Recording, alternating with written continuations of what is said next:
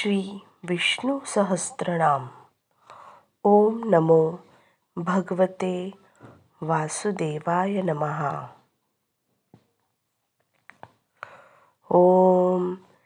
विश्वं विष्णुवषट्कारो भूतभव्य भवत्प्रभुः भूतकृत भूतभृत भावो भूतात्मा भूतभावनः भूतात्मा परमात्मा च मुक्तानां परमं गतिः अव्ययः पुरुष साक्षी क्षेत्रज्ञो अक्षर एव च योगो योग विदां नेता प्रधान पुरुषेश्वरः नारसिंह वपु श्रीमान् केशव पुरुषोत्तमः सर्व शिवस्थाणु भूतादिनिधि अव्ययः संभवो भावनो भर्ता प्रभव प्रभु ईश्वरः स्वयंभू शंभु आदित्य पुष्कराक्षो महास्वनः अनादि निधनो धाता विधाता धातुरुत्तमः अप्रमेयो ऋषिकेश पद्मनाभो अमरप्रभुः विश्वकर्मा मनुस्त्वष्टा स्तविष्ठ स्थविरो ध्रुवः अग्राह्य शाश्वत कृष्णो लोहिताक्ष प्रतर्दनः प्रभूतः त्रिककुटधाम पवित्रं मङ्गलं परम ईशानः प्राणदः प्राणो ज्येष्ठश्रेष्ठ प्रजापति हिरण्यगर्भो भूगर्भो माधवो मधुसूदनः ईश्वरो विक्रमी धन्वी मेधावी विक्रमक्रमः अनुत्तमो दुराधर्ष कृतज्ञ कृति आत्मवान् सुरेशः शरणं शर्म विश्वरेता प्रजाभवः अहं सत्त्वस्तरो व्याल प्रत्ययः सर्वदर्शन अजः सर्वेश्वर सिद्ध सिद्धि सर्वादि अच्युतः वृषा कपि अमेयात्मा सर्वयोग विनिःसृतः वसुमना सत्य समात्मा समिता समः अमोघः पुण्डरीकाक्षो वृषकर्मा वृषाकृतिः रुद्रो बहुशिरा बभ्रू विश्वयोनिषुचिश्रवा अमृत शाश्वतस्थाणु अरारोहो महातपः सर्वगः सर्वविदभाणु विश्वकसेनो जनार्दनः वेदो वेदविद अव्यङ्गो वेदाङ्गो वेदवित्कविः लोकाध्यक्ष सुराध्यक्षो धर्माध्यक्ष कृताकृतः चतुरात्मा चतुर्व्यूह चतुर्द्रष्ट चतुर्भुजः भ्राजिष्णुभोजनं भोक्ता सहिष्णुः जगदादिजः अनघो विजयो जेता विश्वयोनि पुनर्वसुः उपेन्द्रो वामन प्राशुः अमोघ शुचि ऊर्जितः अतीन्द्र संग्रह संग्रो धृतात्मा नियमो यमः वेदो वैद्य सदा योगी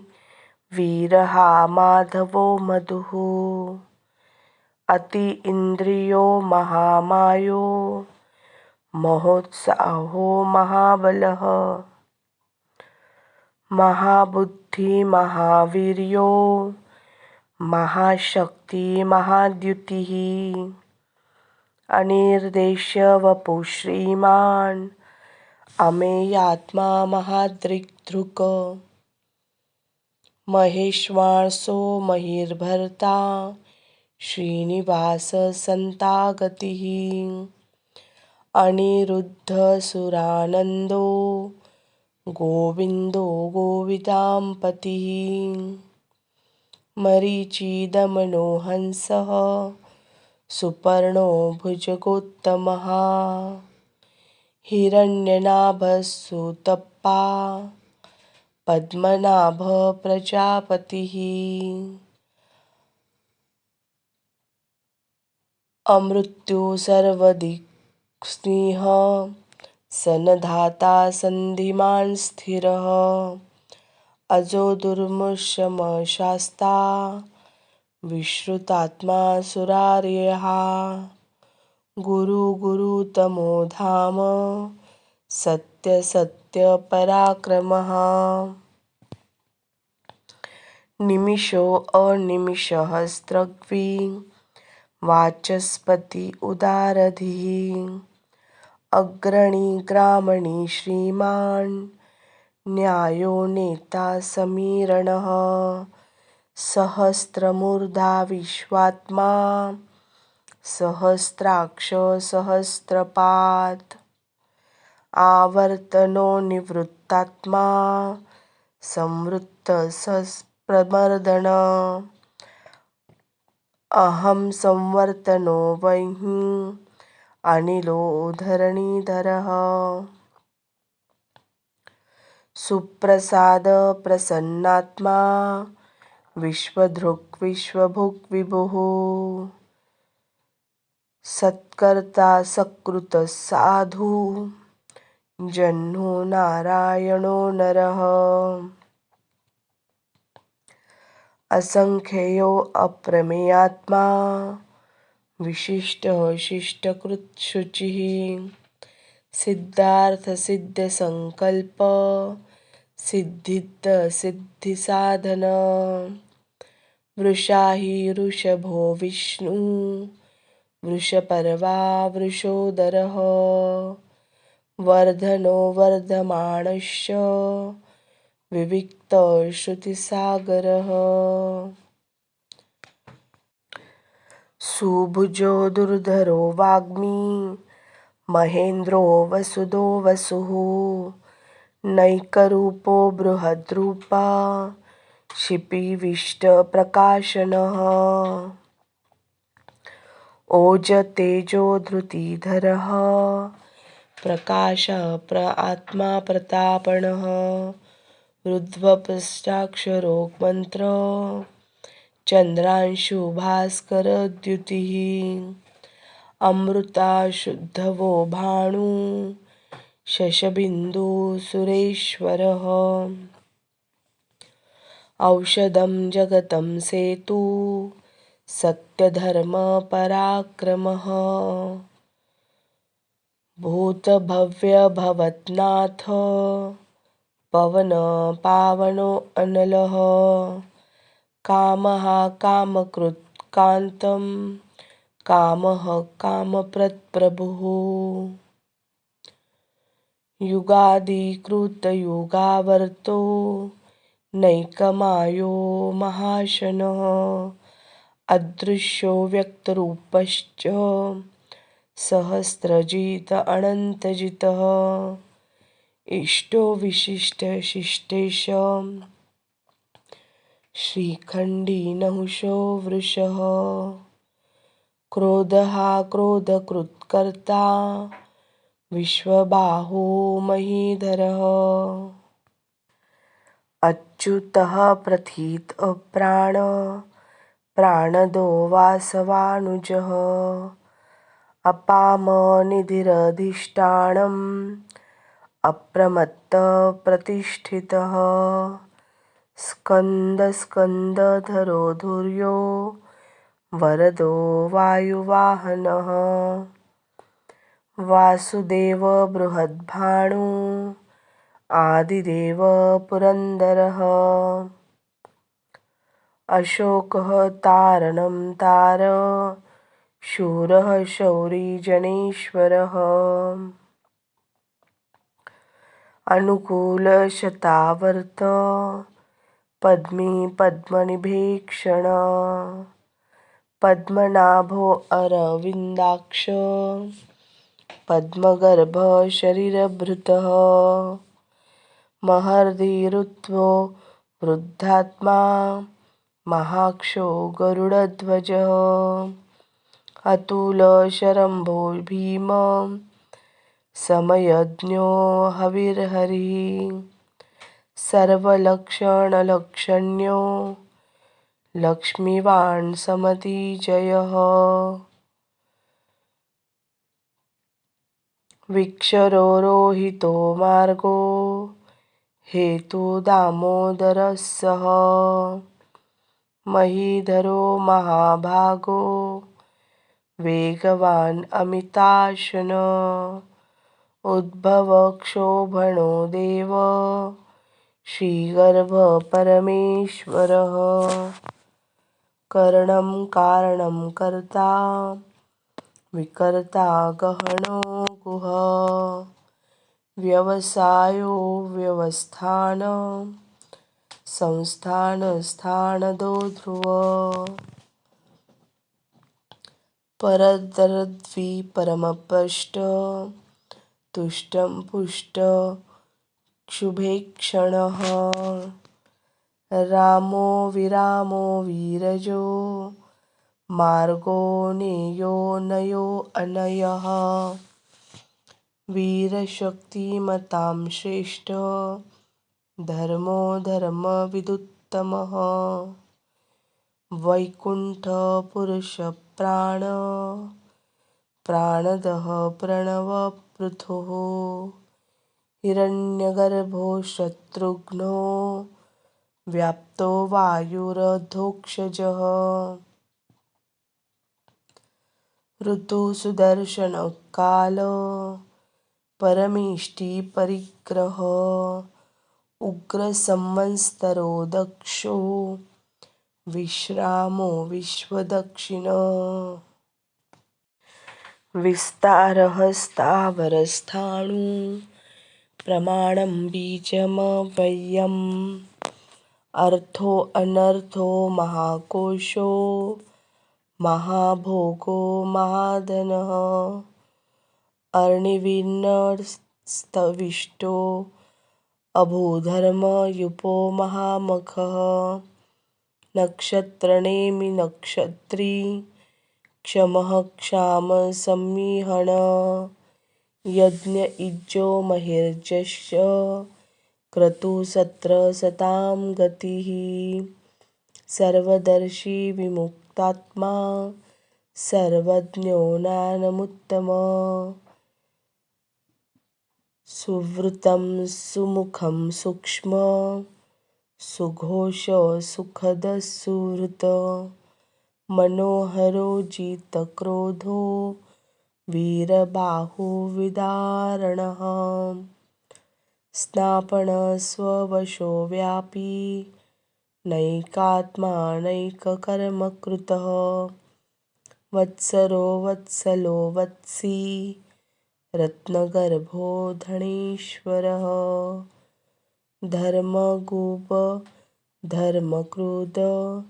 धर्मसदसंरक्षण अक्षर अविज्ञाता सहस्राक्षु विधाता अकृतलक्षणः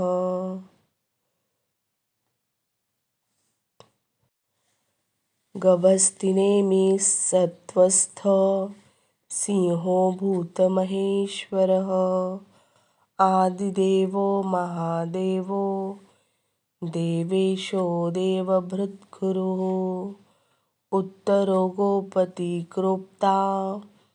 ज्ञानगम्य पुरातनः शरीरभूतभूतोक्ता कपीन्द्रो भूरि दक्षिणः सोमपो अमृतप्पः सोमः पुरुजित पुरुषोत्तम विनयो जय सत्यसन्धो दाशार्ह सात्वतां पतिः जीवो विनयिता साक्षी मुकुन्दो अमितविक्रमः अम्भो निधिरनन्तात्मा महोदधीशयो अन्तकः अजो महार्यस्वाभाव्यो जितामित्रप्रमोदनः आनन्दो नन्दनो नन्द सत्यधर्मा त्रिविक्रमः महर्षि कपिलाचार्य कृतज्ञो मेदिनीपतिः त्रिपस्त्रिदशाक्षो महाशृङ्गकृतान्तकृत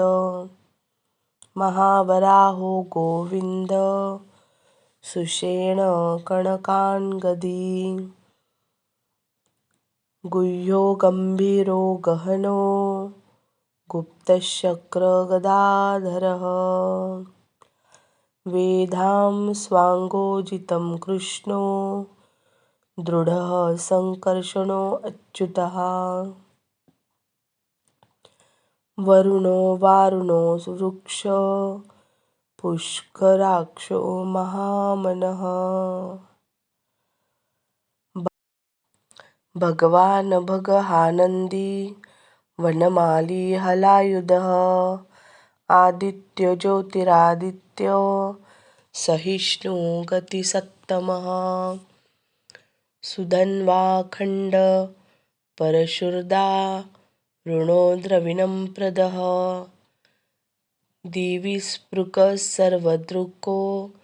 व्यासो वाच स्पति अयोनिजः त्रिसामा सामगः साम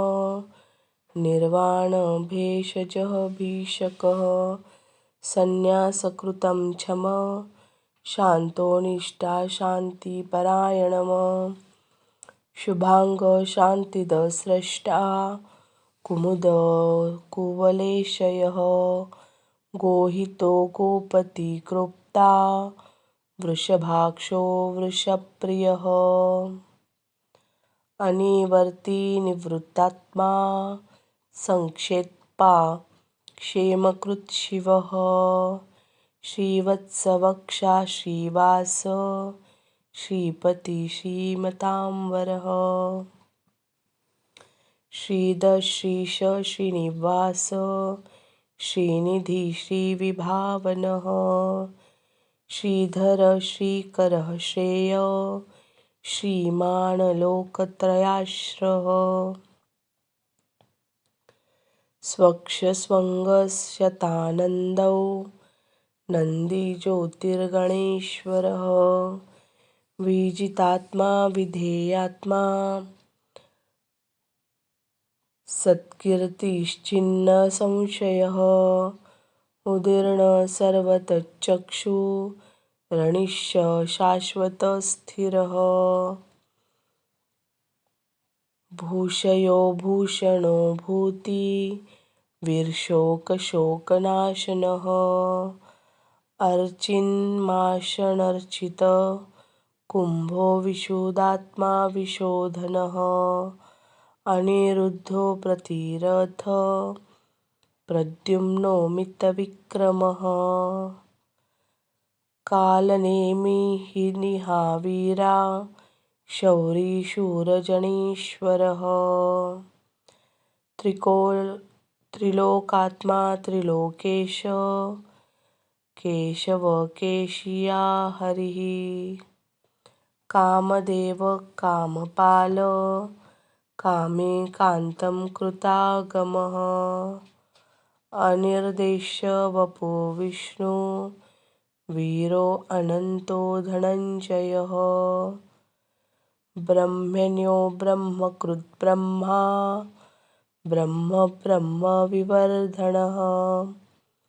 ब्रह्मविद् ब्राह्मणो ब्रह्मी ब्रह्मज्ञो ब्राह्मणप्रियः महाकर्मो महाकर्मा महातेजा महामहोरगः महाक्रतुर्महार्यज्वा महायज्ञो महाहविः स्तव्यस्तव्यप्रियस्तोत्र स्तुतिस्तोतारणप्रियः पूर्णपूरयिता पुण्यकीर्तिरणामयः मनोजवस्तिस्थिरकरो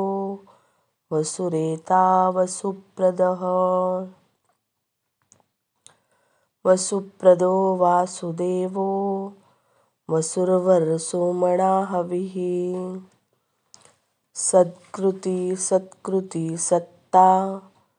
सद्भुति सत्परायणः शूरसेनो यदुश्रेष्ठ सन्निवास सुयामुनः भूतावासो वासुदेव सर्वासुनिलयो अनलः दर्पहा दर्पदो दृप्तो दुर्धरो अथापराजितः विश्वमूर्ति महामूर्ति दीप्तमूर्ति अमूर्तिमान् अनेकमूर्तिरव्यक्तः शतमूर्ति शताननः एकोनैकसवकः किं यत तत पदनुत्तमम् लोकबन्ध लोकनाथो माधवो भक्तवत्सलः सुवर्णो वर्णो हेमांगो वरांगं चन्दनागतिः विरहाविषमः शून्यो धृताशीरचलश्वलः अमानिमानदो मान्यो लोकस्वामी त्रिलोकधृकः सुमेधामेधजो धन्य सत्यमेधाधराधरः तेजो वृषो धृतिधरः सर्वशस्त्रभृतांवरः प्रग्रहो निग्रहो व्यग्रो नैकशृङ्गो गदाग्रजः चतुर्मूर्ति चतुर्बाहु चतुर्श्रुः चतुर्गतिः चतुरात्मा चतुर्भाव चतुर्वेद विदेकपात् समावर्तो अनिवृत्तात्मा दुर्जयो दुरतिविक्रमः दुर्लभो दुर्गमो दुर्वो दूरावासो दुरारिहा शुभांगो लोकसागर सुतस्तुवर्धन इंद्रकर्मा महाकर्मा कृतकर्मा कृतागमः उद्भव सुंदर सुंदो रत्ननाभ सुलोचनः अर्को वाजसन शृंगी जयंत सर्वविजयी सुवर्णबिन्दुरक्षोभ्य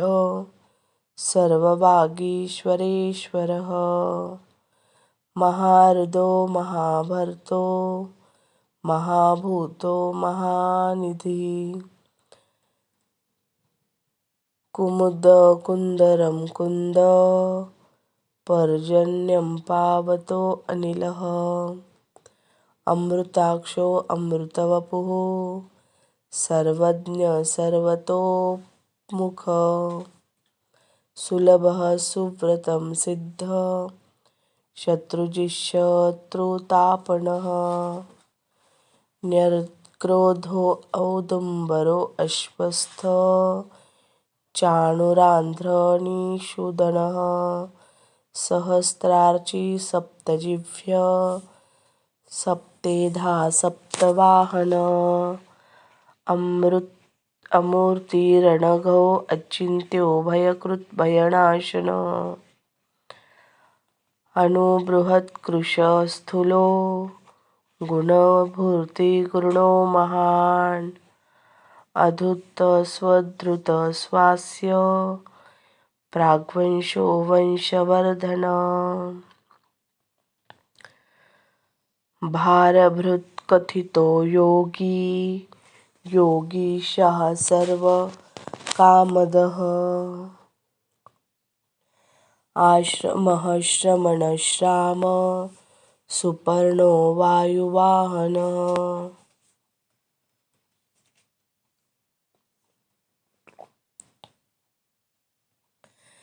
धनुर्धरो धनुर्वेदो दण्डो दमयन्ति यादम अपराजितः सर्वसहो नियतां नियमो यमः सत्त्ववान् सात्विकः सत्यधर्मपरायणः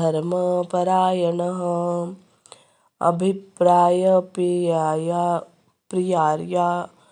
अर्ह्य प्रियकृत् प्रीतिवर्धनः विहाय संगति ज्योति सुरुचित्रो भृगविभुः रविरोर्चन सूर्य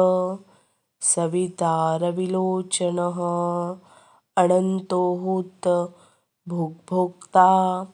सुखदो नैकजोऽग्रजः अर्णिविघ्न सदामर्षि लोकनिष्ठा मन्मधुद्भुतपद सनातम कपल कपिरव्ययः स्वस्तिद स्वस्तिकृद स्वस्तिभुक् स्वस्ति दक्षिणः अरौद्रकुण्डलीचक्री विक्रम्योर्जितशासनः शब्दादिगशब्दसः शिशिरशर्वरीकरः अक्रूरपेशलो दक्षो दक्षिणक्षमिणाम्बरः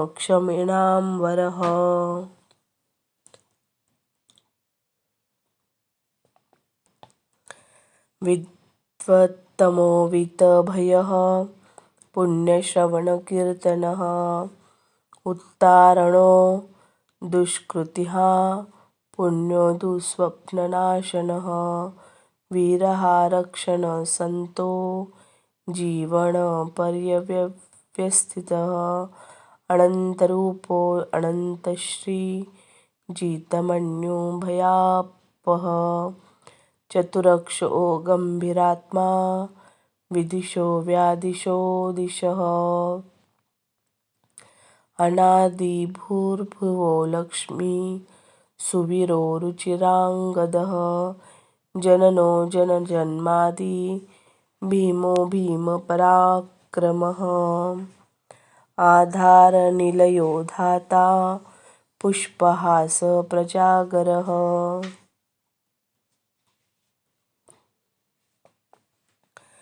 उद्ध्वङ्ग सप्तपथाचार प्राणदः प्रणवप्रणः प्रमाणप्राणनिलय प्राणभृत् प्राणजीवनः तत्त्वं तत्त्वविदेकात्मा जन्ममृत्युजरादिक भूर्भुवः सत्वरुस्तार सविता प्रपितामहः यज्ञो यज्ञपतिर्यज्वा यज्ञाङ्गो यज्ञवाहन यज्ञभूत यज्ञकृत यज्ञी यज्ञभुक यज्ञसाधनः यज्ञाज्ञकृत यज्ञगृह्य मन्मनाद एव च